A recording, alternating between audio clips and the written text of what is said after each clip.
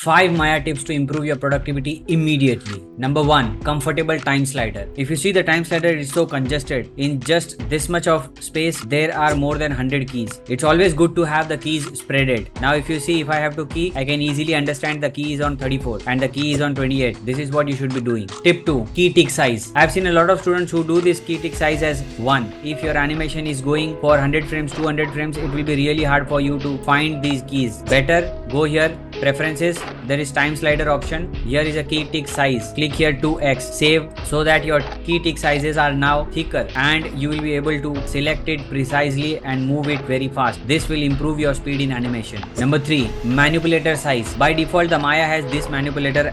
Can you see it?